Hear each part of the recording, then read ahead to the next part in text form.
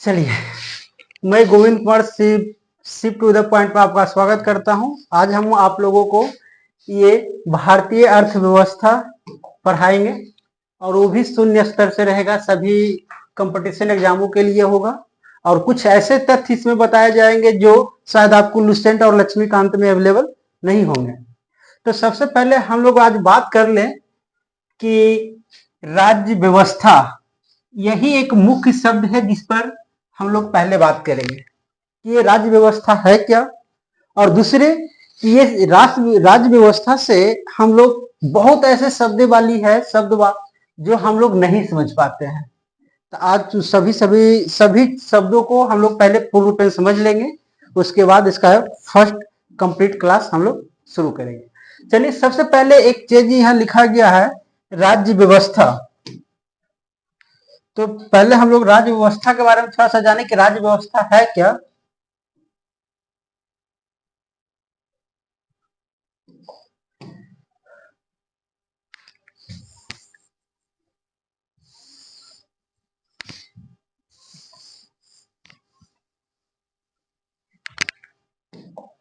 सबसे पहले ये लिखा गया राज्य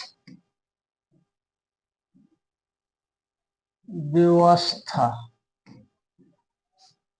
सबसे पहले तो हमको यही समझना होगा कि ये राज्य व्यवस्था है क्या, राज्य किसको कहते हैं और ये व्यवस्था क्या है। तो सबसे पहले एक चीज जानने की हम लोग प्रयास करते हैं कि राज्य का मतलब हम लोग इस पॉलिटी में समझेंगे कि राज्य का मतलब भारत समझा जाएगा, एक देश की बात करेगा। राज्य मतलब ऐसा नहीं कि स्टेट समझेंगे, इसमें देश को ही राज्य कहा गया है। तो सबसे पहले एक बात हमको जानना होगा इसमें कि राज्य आखिर किसको कहा जा सकता है। क्या सभी राज्य है या राज्य के लिए कुछ परिभाषा दिया गया है।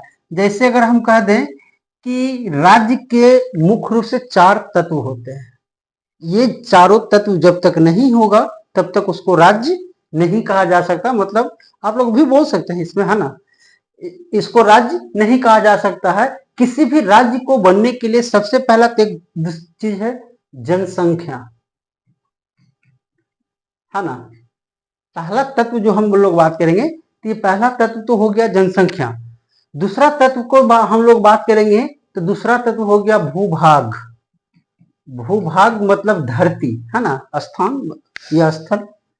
तीसरी अगर हम लोग बात कर लें तो क्या कहेंगे, एक होता है सरकार, है ना, एक सरकार। और एक सबसे इंपॉर्टेंट बात है जिसको हम लोग संप्रभु कहते हैं, संप्रभु। अगर ये 4 चीजें हैं तो उसको राज्य कहा जा सकता है, अन्यथा ये 4 चीज न होने पर वह राज्य का डिफाइन में नहीं आ सकता, मतलब आप उसको कोई देश नहीं मान सकते हैं। अब सबसे बड़ी बात है कि आखिर कैसे। तो कहा गया कि देखिए, जनसंख्या का मतलब हो गया कि अगर कोई भूभाग पर, अगर कोई धरती पर या कोई एक लिमिट क्षेत्र में, अगर लिमिट क्षेत्र में कुछ लोग रहेगा तभी तो वह नियम, उस पर नियम लागू किया जाएगा या नियम का पालन करेगा। अगर लोग रहेगा तभी ना। तो इसलिए सबसे पहले तो भूभाग, एक निश्चित भूभाग का होना जरूरी है। मतलब एक सीमा, जैसे इंडिया का मैप हम लोग बनाते हैं तो उसका सीमा फिक्स है ना कि इंडिया के इतना ही एरिया है।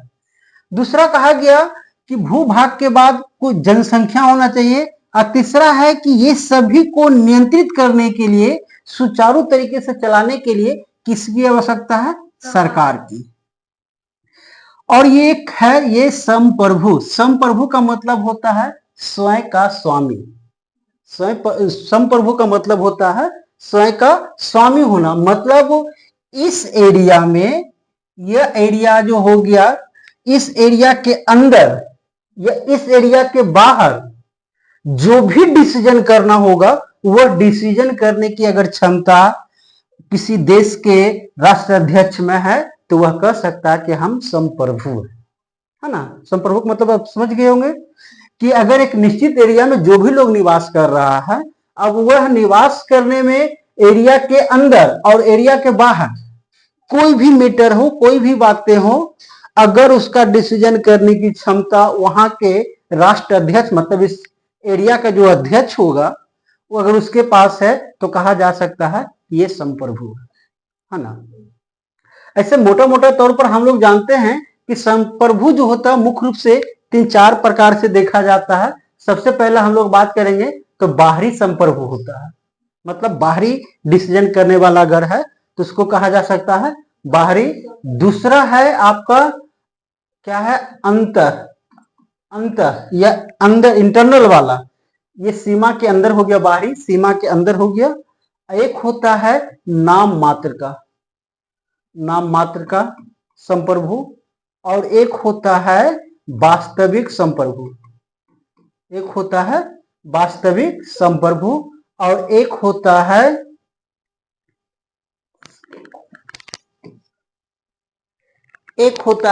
लोकप्रिय संप्रभु, है ना।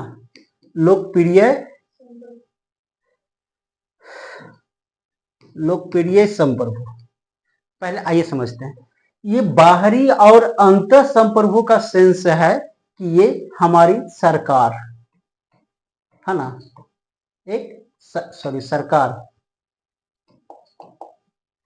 ये नाम मात्र का अगर संप्रभु की बात कर लें तो हमारे देश में कुछ ऐसे भी हेड हैं जो ओनली फॉर नाम मात्र के हेड तो हैं, वह डिसीजन करने के लिए माना जाता है लेकिन वह डिसीजन कर नहीं पाते। जैसे हमारे देश के राष्ट्रपति जो हैं वह नाम मात्र के संप्रभु है ना। तो ये हो गया आपका राष्ट्रपति। ये वास्तविक संप्रभु का मतलब होता है कि अंदर का या बाहर का पूर्ण रूपेण डिसीजन लेना। ऐसा नाम तो हो रहा राष्ट्रपति का, लेकिन डिसीजन लेने वाला कोई और ही व्यक्ति है, उसको हम क्या कहेंगे, प्रधानमंत्री। ये हो गया आपका लोकप्रिय संप्रभु। लोकप्रिय संप्रभु जो होता है वह जनता के अंदर होता है। तो सबसे पहले इतना तो हम ये देखें कि राज्य का मतलब क्या हो गया, कि राज्य होने के लिए कम से कम 4 चीजें को होना जरूरी है, मतलब 4 एलिमेंट्स का होना जरूरी है।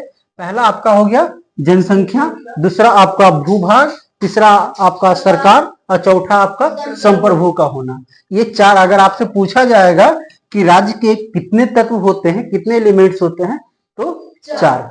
अब देखिए कि राज्य व्यवस्था, ये जो था राज्य व्यवस्था, तो राज्य को हम समझ गए कि राज्य किसको कहेंगे। अब सवाल है ये व्यवस्था। अभी जो दिखाया गया कि एक निश्चित एरिया में कुछ लोग होगा, सरकार होगा, संप्रभु होगा, है ना। लेकिन निश्चित एरिया पर बहुत सारे लोग होंगे। ऐसा नहीं ना कि दो, वहां छोड़ दीजिए, ऐसा नहीं ना होगा कि 2-4 लोग होगा, यहाँ बहुत सारे लोग होगा। और जब बहुत सारे लोग होंगे तो उसको चलाने के लिए कुछ ना कुछ तो नियम चाहिए, नहीं तो जिसको जो बनाएगा वो कर देगा। तो इसके चलाने के लिए जो नियम बनाया जाएगा, यह नियम कानून का जो पुस्तक होगा उसी को हम लोग व्यवस्था कहते हैं, है ना। वही व्यवस्था है। और व्यवस्था में जो चलाने के लिए, जो यह व्यवस्था को जो चलाने के लिए पुस्तक होगा उसी को हम लोग क्या कहेंगे, पॉलिटी। क्या कहेंगे, संविधान। समझ गए। अब मेरे ख्याल से आप लोग तो इस बात को समझ ही गए होंगे कि राज्य व्यवस्था,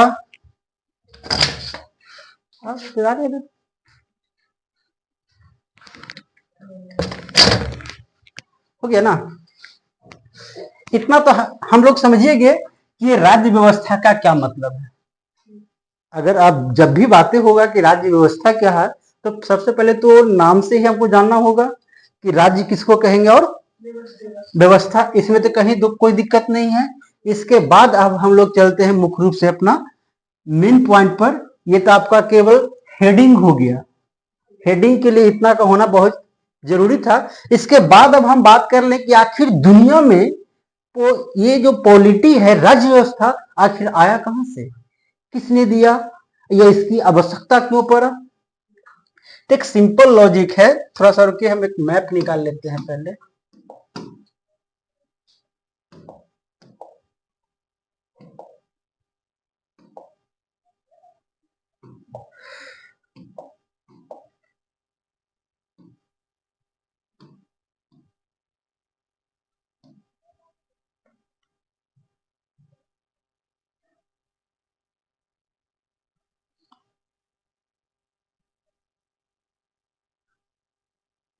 चलिए, अभी हम लोग समझे थे क्या कि राज्य के लिए पहले एक निश्चित भूभाग होना चाहिए। यही देखिए इंडिया का निश्चित भूभाग है ना।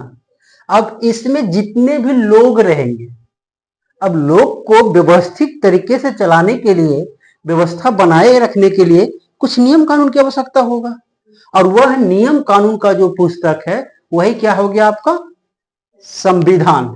इस प्रकार हम लोग राज्य व्यवस्था देख लिए।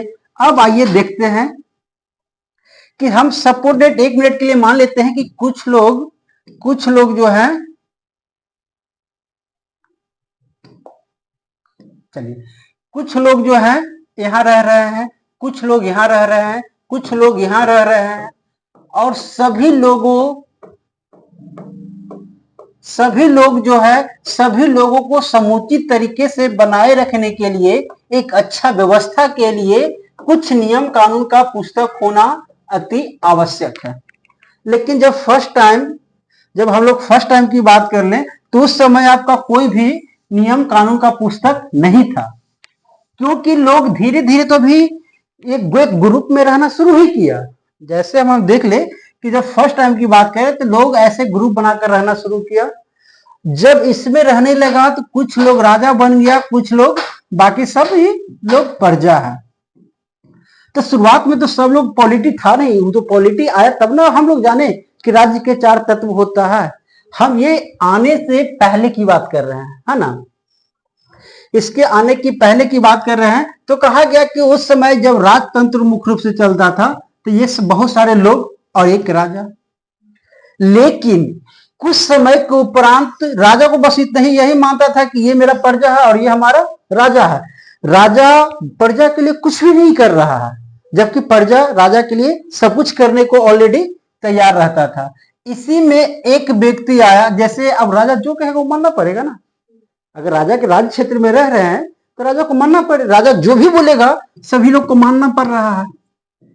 लेकिन इसी में से एक महान व्यक्ति निकल के आते हैं जिनके विचार के आधार पर ही राज्य व्यवस्था की स्थापना हुआ, और अभी जो हम लोग देख रहे हैं उन्हीं का विचार ही है। अगर शायद उनका विचार उस समय का नहीं हुआ होता तो शायद आज जो हम लोग देख रहे हैं राज्य व्यवस्था, ये चीजें हम लोगों को देखने को नहीं मिलता, है ना। चलिए, तो कहा गया कि वह एक सबसे महान व्यक्ति हैं, ये सुकरात।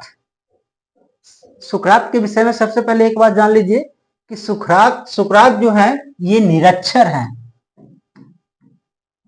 सुकरात जो है यह निरक्षर हैं, यह पढ़े लिखे व्यक्ति क्या, अच्छा निरक्षर और एक शब्द और में हमेशा आता है अनपढ़।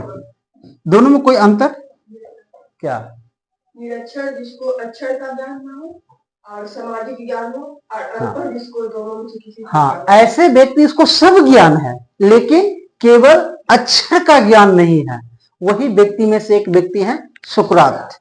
जैसे सुकरात का एक ही चीज मानना था कि हमें जन्म ईश्वर ने दिया, हम एक भूभाग पर रह रहे हैं, तो फिर हमारी जो स्वतंत्रता है, स्वतंत्रता पर अंकुश कोई क्यों लगा सकता है? आपकी जो स्वतंत्रता है, आप जैसे चाहे वैसे रह सकते हैं, इस बात पर अंकुश कौन लगाएगा और क्यों लगाएगा? और आप कैसे कहेंगे कि हम जो कदम उठाए हैं ये कदम गलत है? इस पर तो बहुत बड़ा चिंतन का विषय बन गया कि भाई हमको, आपको जो मन हो कर रहे हैं, हमको भी जो मन होगा वो करेंगे। इस पर आपका विचार मानने की क्या आवश्यकता है? आप दंड क्यों देंगे किसी बात के लिए?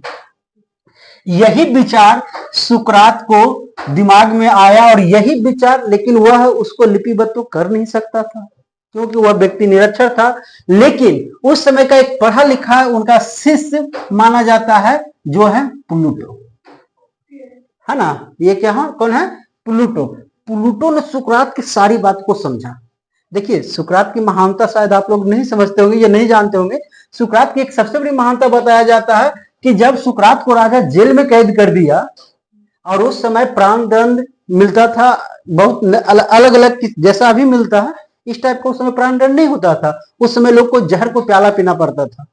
प्राण दंड अगर राजा दे दिया तो उसको जहर का प्याला पीना पड़ता था। लेकिन जब सुकरात को कैद कर लिया गया और हो गया कि इसको कल जहर की प्याला पिलाया जाएगा और इसकी कल मृत्यु हो जाएगी, तब इसको चाहने वाले, इसके विचार से प्रभावित लोग सुकरात को बचाने का बहुत प्रयास किया।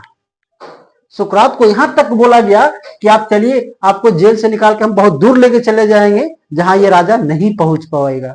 लेकिन सुकरात का एक बात जो है वो लोगों को और ज्यादा प्रभावित कर गया। वो बातें सुकरात क्या कहते हैं कि अगर सुकरात अभी भाग गया, अगर सुकरात अभी जेल से निकलकर भाग जाता है तो क्या होगा कि सुकरात तो बच जाएगा, समझ गए ना, सुकरात तो बच जाएगा, लेकिन सुकरात की आत्मा, सॉरी, सुकरात की जो शरीर है वह तो बच जाएगी, लेकिन आत्मा जो है या सुकरात का जो विचार है वह मर जाएगा।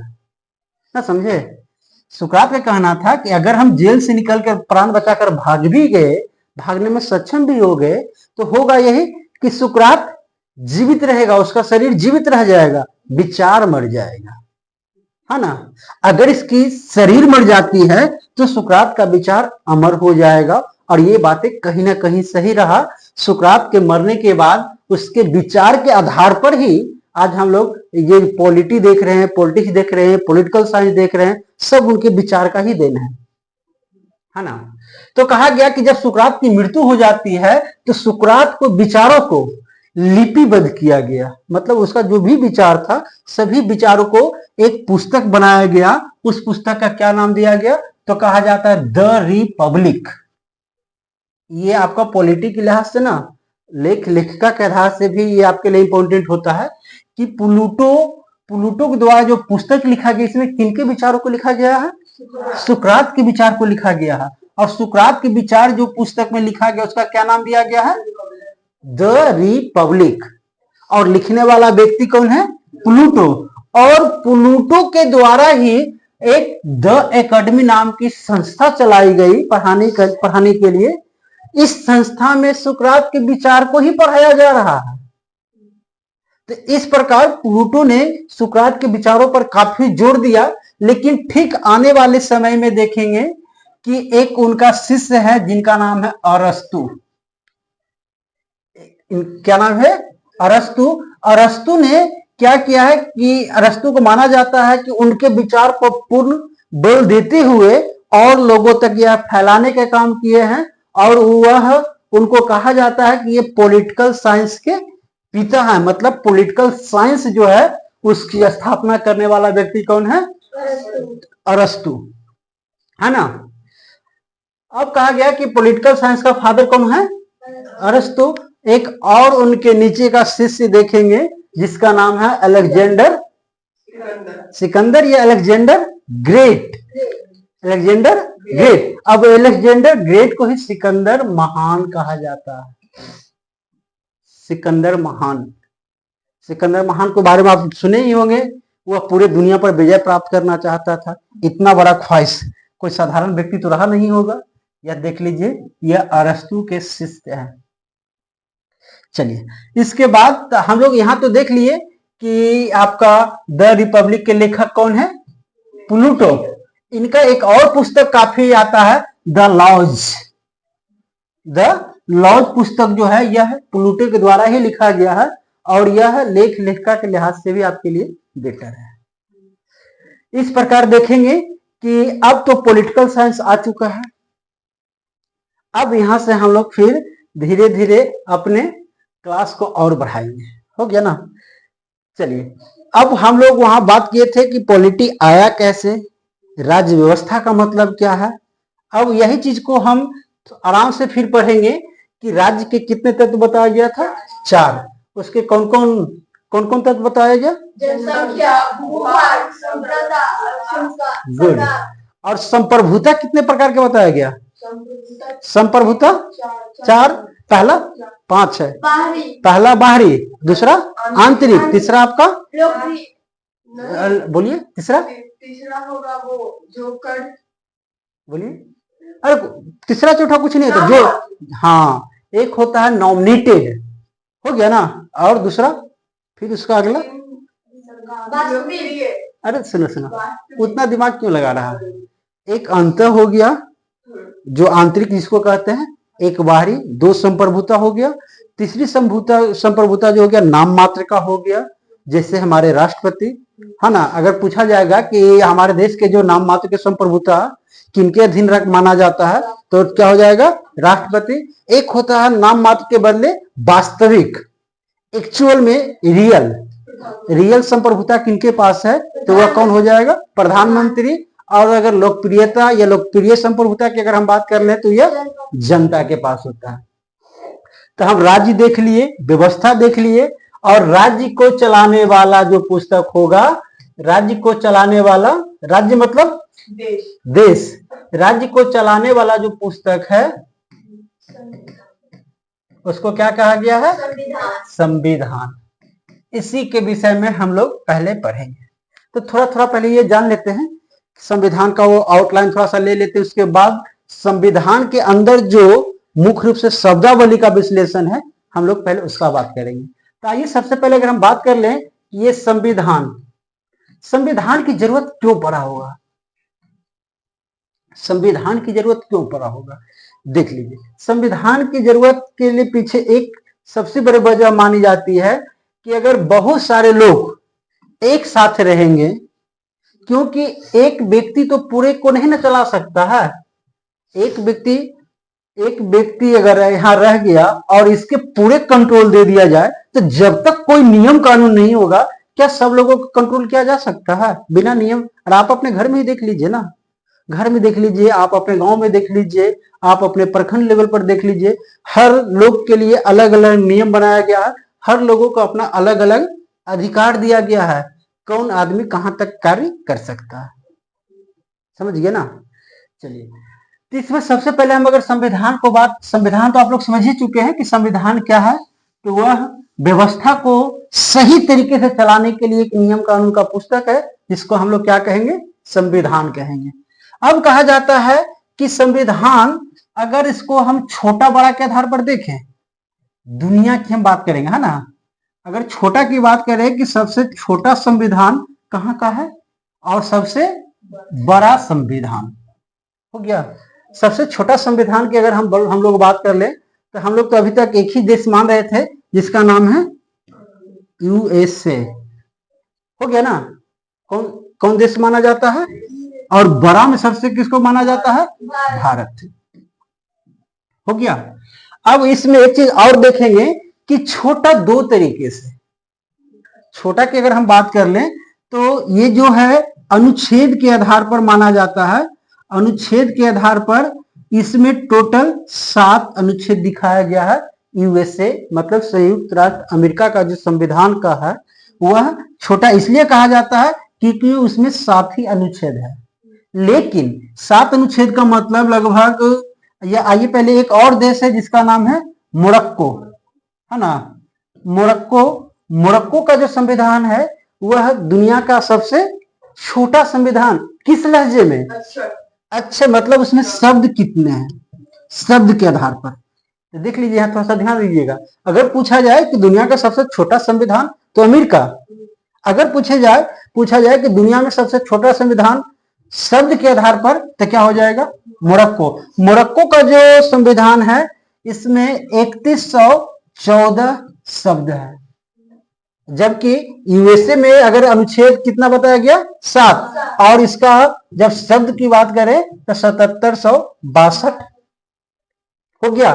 तो शब्द के आधार पर दुनिया का सबसे छोटा संविधान कौन हो जाएगा, मोरक्को, और अनुच्छेद के आधार पर दुनिया का सबसे छोटा संविधान यूएसए। अब आइए हम लोग बात करते हैं भारत का। अगर शब्द के आधार पर भी बोलिए तो भारत होगा, अनुच्छेद के आधार पर बोलिए तो भी भारत होगा, है ना। नहीं समझे, अगर बोला जाए कि शब्द के आधार पर दुनिया का सबसे बड़ा संविधान कौन, तो भारत। शब्द के आधार पर, सॉरी अनुच्छेद के आधार पर अगर बोला जाए दुनिया का सबसे बड़ा संविधान, तो इंडिया में अभी कुल कितना आर्टिकल्स है, सॉरी हाँ 265, इसका नाम है 395। 300 सही है, नो हाँ, ये 420 के आसपास है ना। तो ये मूल संविधान के अनुच्छेद की अगर बात करें तो बात मूल का ही चलता है ना। तो अगर मूल संविधान के अनुच्छेद की बात कर ले तो मूल में आपका 395 है, और अभी अगर देखा जाए तो उसमें कितना है आपका 400 बोलिए 20, और भी बढ़ सकता है, लेकिन एक चीज ध्यान रखिएगा, बढ़ने का मतलब 420 नंबर अगर आर्टिकल उसमें खोजिएगा तो आपको नहीं मिलेगा। समझ रहे ना मेरे बात, हम क्या बोले नहीं समझे। जैसे कहा गया कि उसको बढ़ाकर 320 से 395 से 420 किया गया है, तो आप खोजिएगा कि जो 400 आर्टिकल्स में क्या है तो नहीं मिलेगा, आर्टिकल 400 नहीं मिलेगा, नहीं समझे। इसी में बढ़ाया गया है। जैसे अगर मान लिया जाए 51 है तो 51 ए कर दिया गया है, 51 ए कर दिया गया है। अगर जिसमें पहले से ऑलरेडी 51 ए दिया गया है, हो सकता है कि पहले से ही बनाते समय ही 51 ए आ गया हो, तो अब क्या किया है कि उसको 51 ए का कैपिटल लेटर में ए कर दिया, ऐसे करके बढ़ा दिया है ना। अगर सीरियल नंबर की बात करेंगे तो सीरियल नंबर आर्टिकल 395 तक ही मिलेगा। तो यहां तो हम लोग 2-3 चीज सीख लिए कि संविधान की अगर हम बात कर ले तो दुनिया का सबसे छोटा संविधान किसको कहा गया, यूएसए, और दुनिया का सबसे बड़ा संविधान भारत, हो गया ना। अब वो शब्द के आधार पर बोलेंगे कि दुनिया का सबसे छोटा कौन हो जाएगा, मोरक्को, और सबसे बड़ा अगर बात करें तो भारत। चलिए, इसके बाद हम लोग दूसरा एक चीज और देख लेते हैं।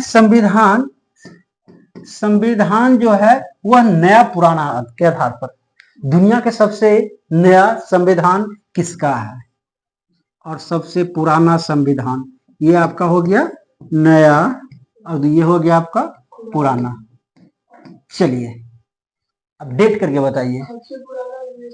सबसे पुराना जो हो जाएगा वह यूएसए, और सबसे नया नेपाल, सबसे बड़ा नेपाल 2019 में, समझिए 2019 तक के, 2019 में अगर देखा गया तो दुनिया का सबसे नया संविधान, मतलब नया का मतलब होता है सबसे लास्ट में जिसका निर्माण हुआ है ना। तो सबसे नया संविधान किसका था, नेपाल का था, लेकिन अब ये बदल गया है, अब इसका नाम आ गया, क्या कहते हैं, क्यूबा। क्या है इसको, क्यूबा हो गया। तो क्यूबा जो है, क्यूबा का सबसे नया संविधान अब माना जाता है। मगर मतलब अगर आपसे पूछा जाए कि दुनिया का सबसे नया संविधान तो कौन बन गया, क्यूबा, और सबसे पुराना तो कौन हो जाएगा, यूएसए। यूएसए मतलब कितना, ये कब बना है, 1789 में, हो गया। तो हम लोग इसमें ये भी देख लिए कि नया संविधान, पुराना संविधान, इतना तो हम लोग देख लिए। एक चीज और बोला जाता है कि दुनिया का सबसे छोटा लोकतांत्रिक देश, लोकतांत्रिक मतलब देश बहुत सारा छोटा बड़ा है ना, लेकिन लोकतांत्रिक तौर पर जैसे हमारा देश भारत है वह गणतंत्र है ना, लोकतंत्र है ना। तो इस टाइप मतलब दुनिया का सबसे छोटा देश जो लोकतंत्र में है वो उसको क्या कहा गया है, एक ना, इस क्वेश्चन को आप लोग संभाल के रख लीजिएगा। आप आगे क्वेश्चन को या तो कमेंट में बता दीजिए या फिर आप रिटेन वे में कर दीजिए, है ना। तो यहां तक तो हम लोग को लगभग कोई दिक्कत नहीं हुआ। अब देखिए क्या है, एक बात और अब हमको समझना है,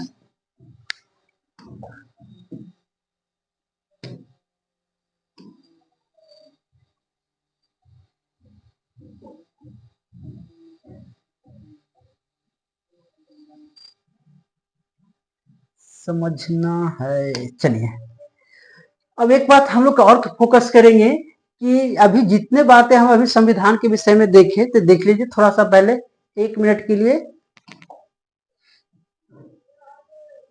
ये आपका एक निश्चित एरिया हो गया, ये आपका क्या है, निश्चित एरिया, या तो कोई देश कर दीजिए, गांव कर दीजिए, कुछ कोई मैटर नहीं करता। यहाँ बहुत सारे लोग रहते हैं, समझ गए, यहाँ बहुत सारे लोग रहते हैं, और ऊपर का जो लोग हैं ये भी अकेले नहीं हैं, ये है सरकार और ये है आपका जनता। जनता हो गया। तो अब देख लीजिए कि जब भी कोई देश होगा तो उसकी एक नीति होती है, एक पॉलिसी होती है, वह किस पॉलिसी को फॉलो करता है। जैसे देश का अलग अलग नेचर होता है। बहुत ऐसे देश देखेंगे कि कुछ संघात्मक होता है, संघ वाला, है ना, और कुछ जो होता है संघात्मक और कुछ होता है एकात्मक। ये बात समझना है हम लोगों को। तो पहले चलिए, दो शब्द तो यहाँ दिखने को मिल गया, संघात्मक और एकात्मक। संघात्मक और एकात्मक है क्या? तो संघ मतलब आप लोग भी समझते हैं, ग्रुप। संघ का मतलब क्या होता है? ग्रुप ही तो है। मतलब एक ऐसा देश जो ग्रुप से बना हुआ है, अकेले नहीं, बहुत सारे ग्रुप से बना हुआ है, वो क्या हो गया? संघात्मक हो गया। और एकात्मक हो गया कि वो अकेले है। अकेले का सेंस हो गया। पहले आइए थोड़ा सा समझते हैं संघात्मक में क्या होता है, या पहले आइए थोड़ा इससे हम लोग देख लेते हैं कि ये आपका सरकार और ये आपका जनता, ठीक है। अब ये जनता को सही तरीके से, व्यवस्थित तरीके से चलाने के लिए एक नियम कानून चाहिए। और ये बताइए कि एक नियम कानून का जो पुस्तक होगा उसको क्या कहा गया? संविधान। अब ये संविधान का लिखा होना जरूरी है या नहीं, ये पहले बता दीजिए। क्यों? हाँ, तो यही चीज को हमको अभी समझना है। नहीं, कोई जरूरी है? आपके घर में कहाँ? आपके घर में भी तो व्यवस्थित तरीके से सब चल ही रहा है। छोटा पैमाना रहे या बड़ा पैमाना रहे, ये कोई मैटर नहीं करता है। मैटर ये करता है कि आपके घर का जो सिस्टम है वह संघात्मक है या एकात्मक है। कहने का मतलब है आपका घर में मालिक 4 हैं या मालिक 1 है। अगर 1 मालिक हैं तो उनको जो मन आएगा वही नियम कानून है ना। उनको लिखने की क्या जरूरत है? और वह क्यों लिखेंगे? जैसे आपके यहाँ घर चलता तो कहाँ कोई नियम लिखा हुआ कि चप्पल बाहर खोजना है, खोलना है, पानी लाना है, साम देना है, ऐसा कुछ लिखा हुआ कहाँ रहता है? लेकिन ये काम प्रतिदिन होता तो है। तो वही है कि अगर वह कोई सरकार अकेले के लिए चलाता है तो वहां लिखा हुआ होना कोई जरूरी नहीं है, संविधान का लिखा होना जरूरी नहीं है। लेकिन अगर सरकार चलाने के लिए 2 प्रकार की सरकारें वहां चलती है, या कुछ कुछ इसके जो प्रांत हैं, प्रांत मिलकर अगर सरकार चलाती है तो उसके लिए कोडिफाई मतलब लिखा हुआ संविधान का होना जरूरी है ना। तो आइए थोड़ा सा एक नजर ये भी देख लेते हैं कि कौन कौन ऐसा देश है जिसका संविधान लिखित है और किसका अलिखित है। तो अगर हम देख लें लिखित संविधान के आधार पर,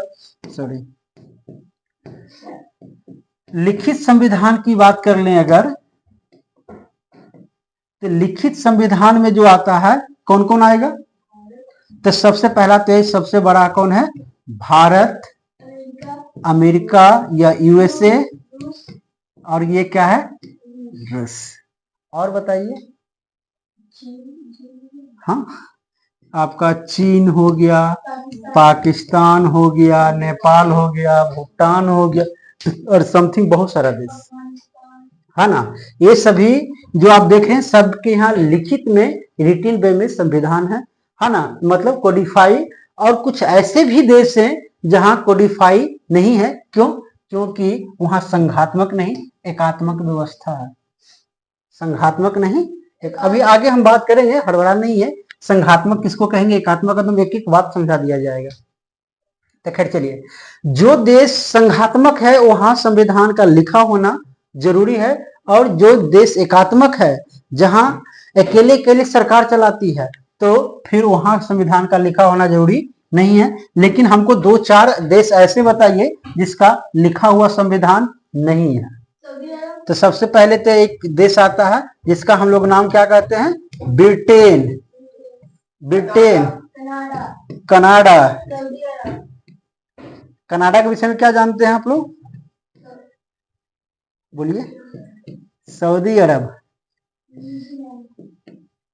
दुनिया का क्षेत्रफल के दृष्टि से सबसे बड़ा देश कनाडा, दूसरे नंबर पर। पहले नंबर में रूस। नो, रूस जनसंख्या में चीन आता है। जनसंख्या में भारत आप 1 नंबर पर ना, 2 नंबर पर तो अभी भी चीन है ना। चलिए, तो ये आपका पहला कौन हो गया? ब्रिटेन, दूसरा हो गया आपका कनाडा, तीसरा आपका सऊदी अरब, और उसके बाद न्यूजीलैंड, न्यूजीलैंड और इजराइल। इजराइल जो है यह क्या कह सकते हैं, पूर्ण रूप में नहीं कहा जा सकता, ये आंशिक रूप से है। यहाँ लिखा हुआ आधा संविधान है और आधा मौखिक है ना। इसलिए इजराइल को रखिए ना रखिए, लेकिन इतना जरूर ध्यान रखिए कि उसका कोडिफाई है, लेकिन वह आंशिक। आंशिक मतलब समझता है? आंशिक का मतलब क्या होता है? आधा लिखा हुआ, आंशिक का मतलब आधा होता है। आधा मतलब, चलिए एक काम कर लेते हैं। ये आपका एक गिलास है ना। इस गिलास में पानी यहां तक भरना है, इस लेवल तक, ठीक है। लेकिन पानी यहां तक भरा हुआ था, हम पानी फेंक कर इतना बचा लिए, मतलब इतना पानी जो है फेंक दिया गया। अब बताइए इसको क्या कहेंगे? आंशिक कहेंगे कि आधा कहेंगे भी? तो सुन लीजिए, अगर इससे आप एक बूंद भी निकाल लेते हैं या एक बूंद छोड़ भी देते हैं तो उसको आंशिक ही माना जाता है। आंशिक मतलब अधूरा, है ना। अब ज्यादा हो कम हो कोई मैटर नहीं करता है। फिर चलिए, तो अभी हम लोग क्या करेंगे, कुछ शब्दावली के विषय में बात कर लेते हैं ना।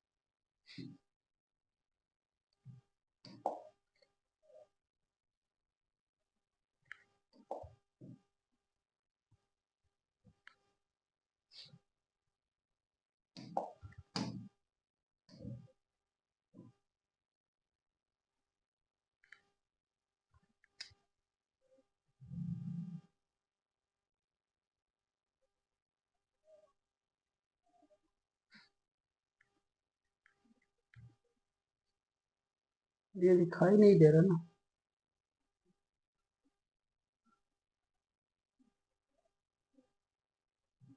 फिर चलिए इसको छोड़ देते हैं।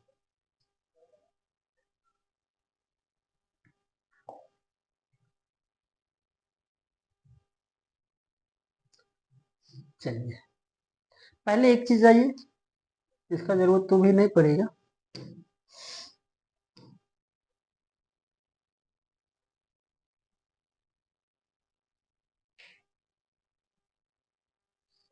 चलिए आइए, छोड़ दीजिए इसको। कहा जा रहा है कि किसी भी देश को चलाने के लिए शासन का जो व्यवस्था है, यह बहुत प्रकार को देखने को मिलेगा। दुनिया में बहुत सारा देश है। अभी जो हम लोग देख रहे थे कि अगर सुचारू तरीके से शासन चलती है ना, एक सभ्य तरीके से या लोकतंत्र जैसा अगर चलता है, तो वहां दो ही प्रकार से चला ही सकती है, दो ही प्रकार का सरकार हो ही सकता है, या तो संघात्मक होगा या एकात्मक होगा। लेकिन बहुत जगह तो सरकार का सिस्टम ही बदला हुआ है। जैसे अगर देखेंगे तो शासन करने की अगर तरीका देख लें कि दुनिया में जो शासन करने का जो तरीका है, ये अलग अलग आपको देखने को मिलेगा, है ना। बहुत ऐसा देश है कि जहां राजतंत्र चलता है। राजतंत्र मतलब समझ रहे ना? राजा द्वारा। राजतंत्र का मतलब है कि राजा का बेटा ही राजा बनेगा। वैसे कंट्रियों में जो संचालित होता है उसको हम लोग क्या कहेंगे? राजतंत्र। लेकिन जिस देश का राष्ट्र अध्यक्ष जो होता है, अगर वह निर्वाचित होगा तो उसको हम लोग क्या कहेंगे? गणतंत्र। क्या कहेंगे? गणतंत्र का मतलब हो गया कि जिस देश का राष्ट्राध्यक्ष का चुनाव होता है, इलेक्शन होता है, उसको हम लोग क्या कहेंगे? गणतंत्र। वह गणतंत्र वाला देश है। अब आप लोग सोच के बता सकते हैं कि क्या हमारा देश राजतंत्र है या गणतंत्र है? गणतंत्र। गणतंत्र है। लेकिन आइए आगे जाके फिर से आप बदल जाएंगे, तीसरा कहा जाता है कि सैन्य शासन। सैन्य शासन, सैन्य शासन क्या कहेंगे कि हाँ, जहां जिस देश में सैनिक के द्वारा शासन किया जाता है उसको हम लोग क्या कहेंगे? सैन्य शासन। जैसे अगर चले जाइए, अभी बगल में ही पाकिस्तान है, उतना कम बोलिए, बगल में ही देखेंगे तो आपका है पाकिस्तान, है ना। अब पाकिस्तान में देखेंगे तो ये नहीं है कि वहां सैन्य शासन चलता, ऐसा रिटन वे में नहीं है, लेकिन वह सरकार पर हावी हो गई है, वह सरकार पर हावी हो गई है और यही जो होगा, जो इसका मन होगा वही वह करेगा। प्रधानमंत्री मन होगा तो बदल देगा, है ना। तो ये हो गया आपका सैन्य शासन। एक का नाम हम लोग सुने हैं, तानाशाही। तानाशाही, तानाशाही मतलब लाठी के जोर पर जो सरकार चलाती है, मतलब पागल जैसा बुद्धि रखने वाला जो शासन चलाता है उसको हम लोग क्या कहेंगे? जैसे हाँ, दक्षिण कोरिया, है ना। साउथ कोरिया का जो है किम जोंग ना, किम जोंग, वो क्या है? तानाशाही तो है, जैसा कोई नियम कानून नहीं, उसका जो मन होगा, जैसे मन होगा वही उसका नियम कानून। एक और भी देश हम लोग देखते हैं पगला, ये चीन। चीन भी वही है। चीन की अगर हम बात कर ले तो चीन में किस पार्टी की सरकार है? नो, कम्युनिस्ट पार्टी का, है ना। कम्युनिस्ट पार्टी की सरकार है और वह कम्युनिस्ट पार्टी जो है वह धर्म को क्या कहता है पता है? अफीम के साथ तुलना करता है। वह कहता है कि धर्म जो है यह अफीम है। अफीम कहने का सेंस है कि आप जितना शराब पिएंगे उतना ही शराब पीने का इच्छा करेगा, यही ना है शराब का लत। यह अफीम भी एक प्रकार का नशा करने वाला ही पदार्थ है, और जो अफीम को यूज करता है जितना यूज करेगा फिर उतना उसको मन करेगा। तो वह सही वह कहता है कि जो पूजा पाठ करने वाला लोग है ना, वह जितना पूजा करेगा उसको उतना ही पूजा करने का मन करेगा। जैसे आप लोग अपने आसपास के गांव में ही देख लोगे कि जो पूजा पाठ करने वाला है वह 2 बजे तक 4 बजे तक भूखे रह जाएगा। पूछिए कि खाना खाए तो नहीं, अभी नहाएंगे धोएंगे पूजा करेंगे तब खाएंगे। क्यों? अरे थोड़ा सा कम पूजा कर लो भाई। लेकिन है क्या, कहीं ना कहीं उसकी बातें सत्य है। क्या हम लोग के यहाँ कोई ऐसा कम्युनिस्ट वाले लोग हैं? तो आप लोग ध्यान दीजिएगा, बोलिए। नो नो, कम्युनिस्ट और कांग्रेस दोनों अलग अलग चीज है ना। और जिसका देख लीजिए कि जिसके घर या दरवाजे में लाल झंडा लगा हुआ है, समझाइए कि वह इसका समर्थक है, कम्युनिस्ट का समर्थक है। तो खैर चलिए वो सब तो बाद में देखा जाएगा। अभी हम लोग देखें कि शासन करने का जो तरीका बताया गया वो कितना बताया गया। पहले तो बहुत ऐसा देश मिलेगा जहां राजा का बेटा ही राजा बनेगा, जैसे ब्रिटेन, ये सबसे बड़ा गवाह अभी भी है। दूसरा हम लोग देखेंगे कि गणतंत्र, जहां का राष्ट्राध्यक्ष, मतलब यहाँ जो राष्ट्राध्यक्ष होगा उसका अगर निर्वाचन होगा, अगर उसको निर्वाचित किया जाएगा, मतलब है कि वह देश कैसा उसका नेचर होगा? गणतांत्रिक, मतलब गणतंत्र होगा। जहां सेना शासन कर रहा है उसको हम क्या कहेंगे? सैन्य शासन। और ये तानाशाह, ये पगला जैसा जो शासन करेगा, जिसको जो मन आए, जब आए, जैसे आए वैसे करे, मतलब वह सन की तानाशाह वाला शासन, है ना। अब इतना में सोच कर बताइए कि हमारे देश में कौन सा शासन होता है? किस आधार पर आप लोग कह रहे हैं? हाँ, क्योंकि हमारे यहाँ राष्ट्राध्यक्षों का चुनाव होता है। राष्ट्राध्यक्ष मतलब कौन? राष्ट्राध्यक्ष का मतलब कौन? राष्ट्राध्यक्ष कौन होता है? राष्ट्राध्यक्ष कौन होता है? राष्ट्राध्यक्ष का मतलब है राष्ट्रपति, है ना। और हमारे देश में राष्ट्रपति का चुनाव होता है, लेकिन हम लोग भाग नहीं लेते हैं। तो फिर बताइए हम कैसे गणतंत्र हुए? सवाल ये है ना। तो इसमें एक बात और आपको जोड़ देते हैं ताकि ये सस्पेक्ट खत्म ही हो जाए। चुनाव का मतलब, चुनाव भी 2-3 प्रकार से होता है ना। एक होता है डायरेक्ट वे में, एक होता है इनडायरेक्ट वे में। राष्ट्रपति का चुनाव हम ही लोग करते हैं, है ना, लेकिन डायरेक्ट न करके इनडायरेक्ट करते हैं। जैसे अगर मान लिया जाए कि आप लोग वोट देके हमको जिता दिए, अपना वोट देकर, और हम अपना वोट जाके राष्ट्रपति को दिए, तो कहीं ना कहीं आपका भी योगदान रहा ना इनके वोट देने में, तो मतलब कह सकते हैं कि डायरेक्ट या इनडायरेक्ट, इसको या तो क्या कह सकते हैं, डायरेक्ट या इनडायरेक्ट वे में अगर उनका वह निर्वाचित होते हैं तो वह गणतंत्र माना जाएगा। यहां तक तो कोई दिक्कत नहीं है। चलिए यहाँ के बाद हम लोग देखेंगे कि कुछ कुछ ऐसे भी शब्द हैं जो हमारे लिए काफी जरूरी हो जाते हैं। आइए,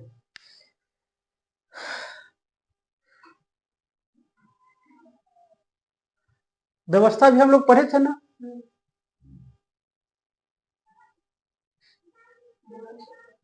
व्यवस्था मतलब ना, इससे ना समझ पाएंगे आप लोग। आइए इसको, आइए यहाँ देख लेते हैं। कहा गया कि व्यवस्था जो हम देख लिए थे, अलग अलग देशों में अलग अलग प्रकार की व्यवस्था आप लोग समझ पाए। जैसे भी कौन कौन व्यवस्था आप लोग जाने? हाँ, क्या बोले? वो तो राजतंत्र अब बाद में ना आएगा, या गणतंत्र? बोलिए तो कैसा कैसा आप देखे तो सुन लीजिए।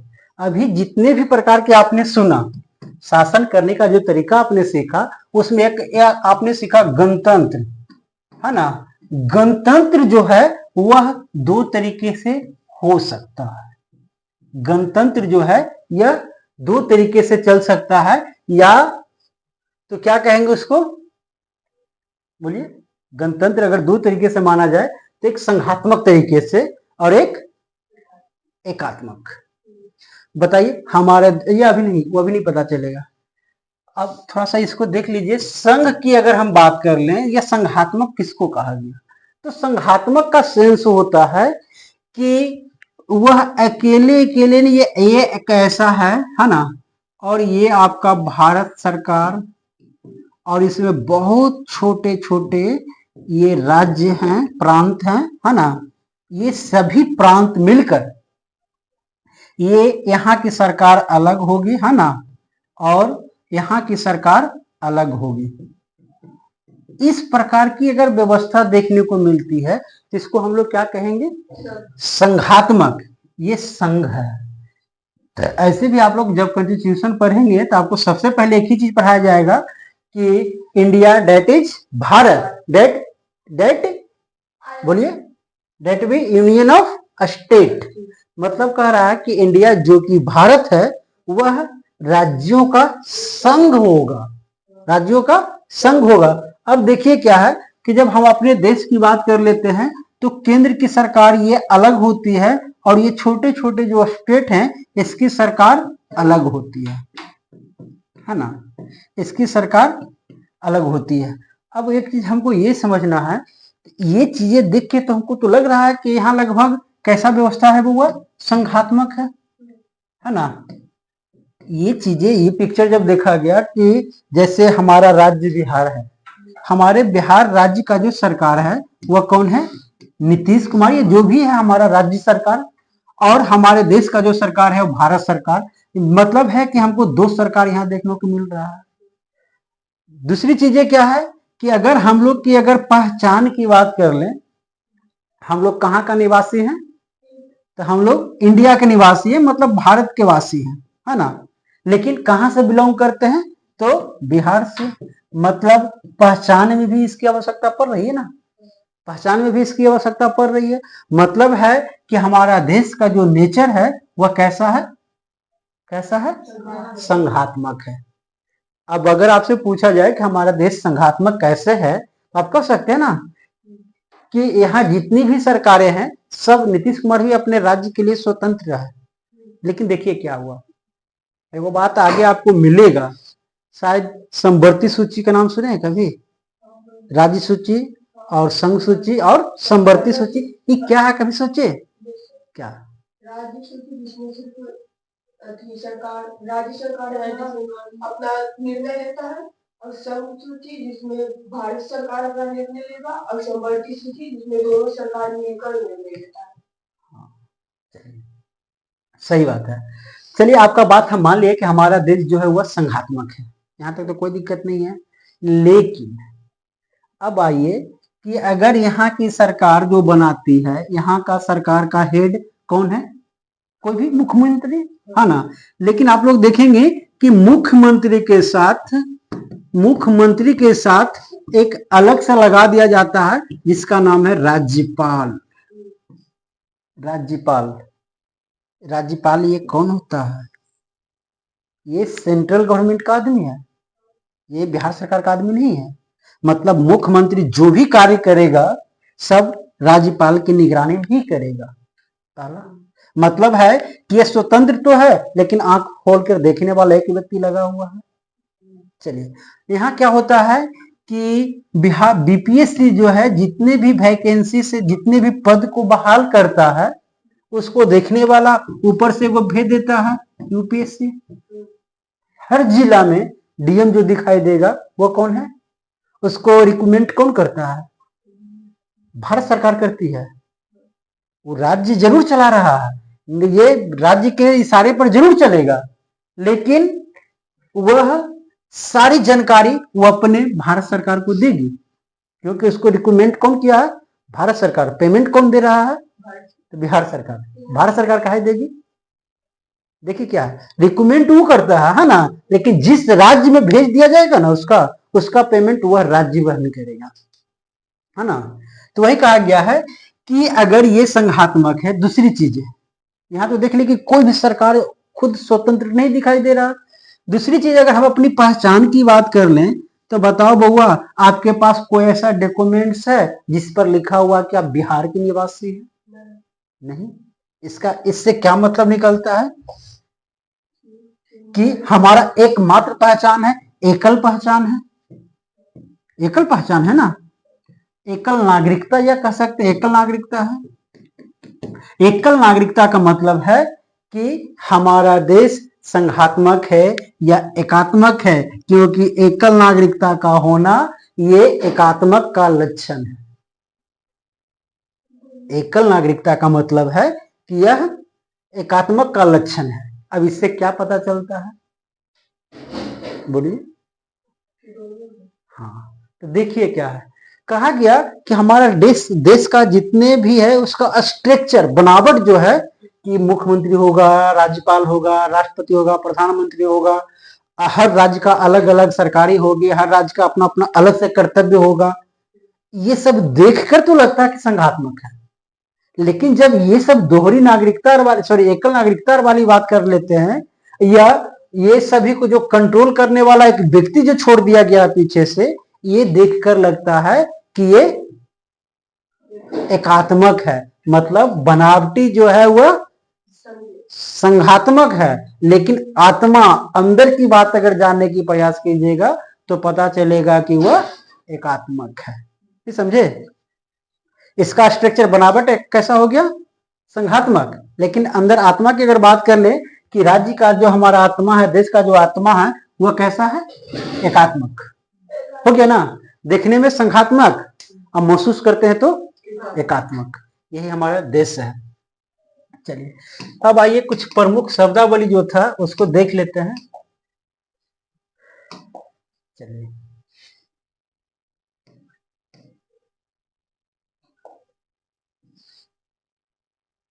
कहां से आ गया?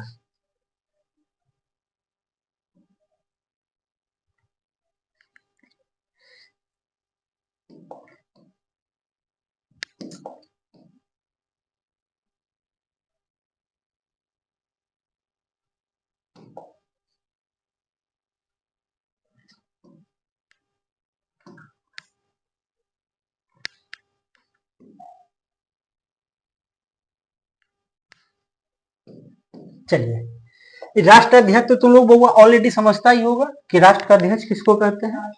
हाँ, जब भी कोई एक क्षेत्र, भूभाग या जो राज्य होगा, राज्य का मतलब समझ रहे हैं ना, हर किसी को ऐसा नहीं कि कहीं ऐसा भूमि देखना और गोल गंडा के देखना तो बोल देना कि ये राष्ट्र है।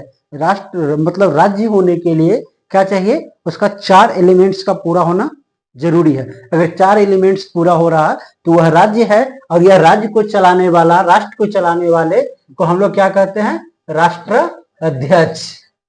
राष्ट्र अध्यक्ष, है ना। राजतंत्र, लोकतंत्र तो लोग समझिएगे कि अगर राजा का बेटा राजा बना तो राजतंत्र, और लोकतंत्र मतलब जहां का राष्ट्राध्यक्ष का चुनाव होगा, है ना, उसको क्या कहेंगे? गणतंत्र, सैन्य शासन और तानाशाही समझिएगे। एक होता है निर्वाचन। निर्वाचन समझते हैं? बोलिए। निर्वाचन देख लीजिए, ये हो गया निर्वाचन, या इसी को हम लोग दूसरे नाम और क्या कहते हैं, निर्वाचित। हो गया निर्वाचित, मतलब जिसको वोट देकर जिताया जाता है, जिसका निर्वाचन होता है, जिसको वोट देकर जिताए ना, वही आपका निर्वाचित हो गया। एक होता है, एक वर्ड आता हमेशा मिलेगा आपको, मनोनयन। मनोनयन, मनोनयन का मतलब क्या कहोगे? मनोनीत। मनोनीत, मनोनीत मतलब समझ गए? चलिए आइए से समझिए। निर्वाचन का मतलब हो गया कि अगर मान लिया जाए कि इस क्लासरूम में हमको एक मॉनिटर को बहाल करना है, ठीक है। मॉनिटर को बहाल करने के लिए या तो दो तरीके से होगा कि मोहन कुमार इस क्लास का मॉनिटर होगा, ये हमने बोल दिया। किसी को कोई ऑब्जेक्शन होगा? कोई ऑब्जेक्शन नहीं। क्यों? क्योंकि इसको मनोनीत कर दिया गया है। किसके द्वारा? तो इस संस्था के संचालक मतलब अध्यक्ष के द्वारा। तो उसी प्रकार कहा गया कि अगर किसी को डायरेक्ट उठाकर चुन लिया जाए कि ये काम करने वाला व्यक्ति यही होगा, तो उसको हम लोग क्या कहेंगे? मनोनीत। उसकी कोई योग्यता नहीं है, कोई मतलब नहीं है। अगर राष्ट्रपति के पास इतना पावर है कि आपको उठा के, आपको नहीं, आपके पिताजी को उठाकर ले जाकर वो तुरंत चाहे तो मिनिस्टर बना सकता है ना, राज्यसभा में ले जाकर डायरेक्ट बैठा सकता है। इतनी पावर राष्ट्रपति के पास होती है। तो वह किस प्रकार से ले जाएगा? वह निर्वाचित या मनोनीत? तो वह मनोनीत तरीके से ले जाएगा, है ना। तो एक वर्ड ये निर्वाचित तो समझिएगा, जिसका मतलब क्या है? चुनाव के, हाँ, वोटिंग के आधार पर अगर आप जाते हैं तो वो हो गया आपका निर्वाचित। ये आपका हो गया दोहरी नागरिकता। ये दोहरी नागरिकता क्या होता है? दोहरी नागरिकता का मतलब होता है कि आप जिस देश में रह रहे हैं उसका परिचय पत्र अलग होना, और आप जिस राज्य में रह रहे हैं इसका उसका परिचय पत्र अलग होना, मतलब यह संघात्मक का लक्षण बताया गया। लेकिन यही सब देख कर तो हमको लगता है कि हमारा देश एकात्मक है। नागरिकता की अगर हम बात करते हैं तो यहाँ दोहरी नागरिकता नहीं है। दोहरी नागरिकता का मतलब है कि राज्य का अलग, बिहार का अलग होना चाहिए था और इंडिया का अलग, दो अलग अलग पहचान पत्र आपका पास होता। भारत सरकार का जब वोट होता तो भारत सरकार वाला लेके जाते, बिहार सरकार का वोटिंग होता तो बिहार सरकार वाला लेके जाते। लेकिन ऐसा नहीं है, एकल नागरिकता दिखा गया। ये है आपका विधायिका। विधायिका समझते हैं? नहीं, नहीं समझेंगे ना। चलिए, अभी जो बताए कि सरकार को चलाने के लिए, व्यवस्थित तरीके से चलाने के लिए एक पुस्तक है। लेकिन केवल पुस्तक से ही सरकार नहीं ना चल जाएगी, उसको चलाने वाले लोग भी तो होना चाहिए ना। तो वही कहा गया कि इसको चलाने के लिए जो होता है उसको हम लोग क्या कह सकते हैं? क्या कहेंगे? ना, मतलब किसी भी देश का जो नींव होता है वह मुख्य रूप से तीन बातों पर निर्भर करती है। ये तीन जगह उसको रखा जाता है। पहला आपको क्या कहेंगे? तो होता है एक विधायिका। विधायिका का मतलब होता है विधि, विधि बनाने वाला। विधि, विधि मतलब समझते हैं? नहीं, अरे हाँ, नियम नहीं। तुम लोग कहता है कि ये विध हो रहा, ये विध हो रहा, ये विध मतलब ये नियम, वही है। विधि बनाने वाला जो भी लोग होगा उसको हम लोग क्या कहेंगे? विधायिका। क्या कहेंगे? विधायिका। और इसको इम्प्लीमेंट, इसके द्वारा जो भी नियम बनाया गया है, तो इसके द्वारा जितने नियम बनाएगा उसको इम्प्लीमेंट जो करने वाला होगा उसको हम लोग क्या कहेंगे? कार्यपालिका। इम्प्लीमेंट मतलब समझते हैं? लागू करवाने वाला। जैसे हो गया कि दारू बैन है, ये नियम बना दिया, तब ये एक्शन में आ जाएगा कि दारू बैन है तो तुम कैसे पी रहा है ना। मतलब उसको अगर इम्प्लीमेंट अगर करना होता है तो ये क्या करेगा?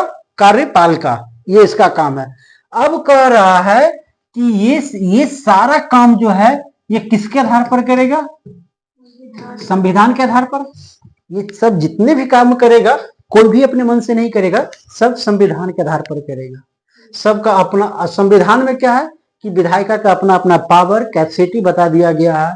न्यायपालिका का भी अपना अपना पावर बता दिया गया है।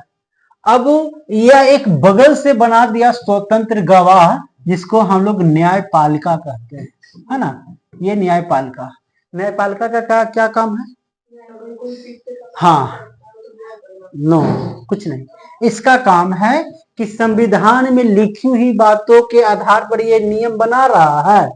अगर ये नियम बनाया तो कार्यपालिका उसको सही तरीके से फॉलो करवा रहा है।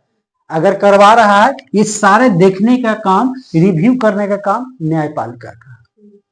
जैसे एक छोटी सी बात से समझ लीजिए कि हाल फिलहाल में आप लोग देखे कि जम्मू कश्मीर पहले क्या था बउआ? एक राज्य ना। जम्मू कश्मीर एक राज्य था, उसको हटाकर, मतलब जिसको जो बोलते हैं 370 और 35A को हटाकर क्या बना दिया उसको? केंद्र शासित, मतलब यूनियन टेरिटरी बना दिया। ठीक है, यहाँ देख लीजिए एक रोचक बात। जैसे ही विधायिका ये नियम लाया कि नहीं, उसको राज्य से हटाकर केंद्र शासित प्रदेश बना देंगे, बना तो दिया, इसके पास तो पावर था, ये नियम बनाया, ये जाके इम्प्लीमेंट कर दिया, लेकिन ये हरकत में आ गया। सुप्रीम कोर्ट इस पर एफआईआर चल रहा था, भारत सरकार पर एफआईआर चल रहा था। किस बात के लिए? कि ये क्या मतलब हुआ? आप जब किसी को चाहिएगा तो राज्य बना दीजिएगा, जब चाहेगा तो किसी को हटा दीजिएगा। तब तो कल के डेट में आप कहिएगा कि बिहार एक राज्य है, तो इसको राज्य से केंद्र शासित प्रदेश कर दें और नीतीश कुमार का हटा दीजिएगा। सॉरी बोलिए, ये तो मनमानी हुआ ना। अगर आप विधायिका के पावर आपके पास है, तो आप जब चाहेगा किसी को राज्य बना दीजिएगा, जब मन होगा तो उसको हटा के केंद्र शासित प्रदेश में, मतलब जहां आपकी सरकार है वो बहुत अच्छा राज्य है, जहां आपकी सरकार नहीं रहेगा उसको हटा के आप केंद्र शासित राज्य बना दीजिएगा। इस पर काफी एक्शन हुआ, लेकिन भारत सरकार के पास एक जवाब था। जवाब क्या था? कि बताया कि ये हमारे द्वारा किए गए काम ये 100% रॉन्ग है, 100% गलत है। क्योंकि थोड़ा सा बात को समझिए, जब भी कोई निर्णय करती है ये सरकार जो है, यह निर्णय करती है 2-3 आधारों पर। कहा गया है कि जो साधारण काम है, छोटा मोटा काम है, उसके लिए साधारण बहुमत का होना जरूरी है। साधारण बहुमत मतलब क्या होता है? 1/2 + 1, मतलब जितनी भी सीट है उसका आधा से एक अधिक, ये हो गया सामान्य बहुमत। अगर इसको हम लोग कहते हैं, एक होता है विशेष बहुमत। विशेष बहुमत का मतलब होता है 2/3। इसमें बताया गया कि विधायिका बनाने वाले जितने भी लोग हैं, उसमें अगर आधा आदमी के बाद एक आदमी भी अगर वोट दे दिया तो वह आपका साधारण कंप्लीट हो जाएगा, पूरा हो जाएगा। कोई भी नियम आप साधारण तौर पर बना सकते हैं, लेकिन कुछ हार्ड अगर नियम बनाना होगा तो हार्ड नियम बनाने के लिए आपको 2/3 का बहुमत चाहिए। 2/3 का मतलब होता है समथिंग कितना %? बोलिए, 2/3 का मतलब क्या होता है? समथिंग 66%। अरे 100 के क्या कीजिए, 3 भाग में बांट दीजिए, है ना। 3 भाग में 2 भाग का बहुमत होना जरूरी है। मतलब आप कह सकते हैं कि अगर 3 आदमी हैं तो 3 आदमी में 2 आदमी को वोट देना जरूरी है, तभी आप विशेष बहुमत से कोई भी नियम को पारित कर सकते हैं। इसके बाद एक और देखा जाता है कि विशेष बहुमत 2/3 और प्लस राज्य का विधानसभा, समझे? मतलब कह रहा है कि आप इतना बहुमत से तो आप डिसीजन कीजिएगा ही, इसके साथ साथ भारत में जितना भी राज्य है ना, आधा राज्य का सहमति होना जरूरी है, कि तभी आप कोई ठोस कदम, जैसे ये जम्मू कश्मीर वाला जो मैटर है, जम्मू कश्मीर वाला में वहां का जो विधानसभा है, जम्मू कश्मीर का जो विधानसभा है, वहां से पास होना जरूरी है। अगर पास वहां से नहीं होती है तो यह रद्द माना जाएगा। लेकिन भारत सरकार क्या किया कि इस चीज को हटाकर डायरेक्ट उसको केंद्र शासित प्रदेश बना दिया, तो सुप्रीम कोर्ट एक्शन में आया। अब ऐसा आप नहीं कह सकते हैं कि ये जिसकी सरकार है उसकी सुप्रीम कोर्ट होती है, मूर्खों की भाषा है। यहाँ देख लीजिए कि ये स्वतंत्र है, इस पर सरकार का कोई लेना देना नहीं है। इस सरकार से क्यों डरेगा? इसको अधिकार संविधान दे रहा है, इसको भी अधिकार संविधान दे रहा है, तो ये एक दूसरे से कभी डरेगा? अरे छोड़ो भाई, तुम दोनों का खाना पूर्ति पापा ही कर रहे हैं, तो एक दूसरे से कभी डरोगे? क्योंकि दोनों का पावर तो ऊपर से आ रहा है। हाँ, अब जब हो जाता कि तुम अपने बहन का पालन पोषण कर रहा, तब बहन तुमसे डरती, क्योंकि यही कर रहा है। लेकिन ऐसा कुछ है नहीं, ये मूर्खों की भाषा होती है कि जिसकी सरकार रहती है उसकी बात चलती है, वही सुप्रीम कोर्ट कार्य करता है। लेकिन ऐसा कुछ नहीं है, ये स्वतंत्र गवाह है, स्वतंत्र न्यायपालिका। सरकार के द्वारा किए गए कामों को, हर काम को रिव्यू करता है कि क्या तुमने सही बनाया, गलत किया, जो भी। तो खैर चलिए, ये आपका विशेष बहुमत, ये भी आपको काम में आएगा। साधारण बहुमत, बार बार ऐसा नहीं समझाया जाएगा कि साधारण बहुमत, बहुमत किसको कहेंगे? तो साधारण बहुमत का मतलब होता है क्या? 1/2 + 1। मतलब अगर मान ले जाए कि टोटल 400 लोग वहां विधायिका में भाग लिए हुए, मतलब आप क्या कह सकते, लोकसभा के मेंबर है ना? तो 400 का आधा कितना होता है? 200। 200 एक आदमी मिलकर एक कोई भी साधारण नियम को बना सकता है। जैसे हिट एंड रन, पुलिस से आया था ना कुछ दिन पहले, अरे कुछ दिन पहले ड्राइवर के लिए नियम बनाया गया था ना, हिट एंड रन, तो वो सब साधारण से बन गया था, उसके लिए विशेष की जरूरत नहीं है। लेकिन जब आपको कोई विशेष लेना, विशेष का मतलब है कि किसी राज्य का सीमा बदल देना, किसी राज्य को छोटा करना, या उसको छोटा करके दो अलग अलग राज्य बना देना। जैसे बहुत ऐसा राज्य है ना कि राज्य को ही काटकर बनाया गया, मध्य प्रदेश से छत्तीसगढ़, बिहार से झारखंड बनाया गया, आंध्र प्रदेश से तेलंगाना बनाया गया, उत्तर प्रदेश से उत्तराखंड बनाया गया। तो ये आपका साधारण बहुमत से नहीं, इसके लिए विशेष बहुमत का होना जरूरी है ना? इस प्रकार आप देखेंगे कि ये आपका विशेष बहुमत वगैरह ये सब तो हो ही गया। स्वतंत्र न्यायपालिका आप देख ही चुके हैं।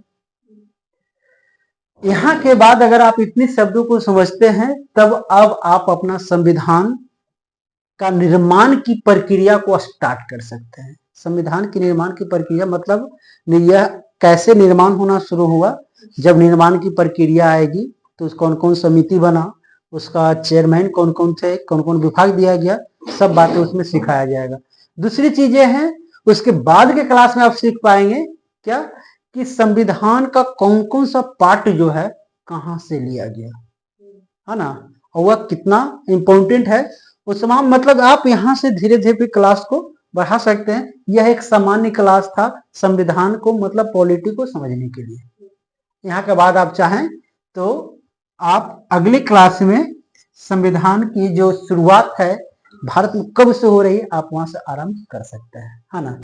चलिए इसी के साथ सेवा समाप्त। इसके साथ बताइए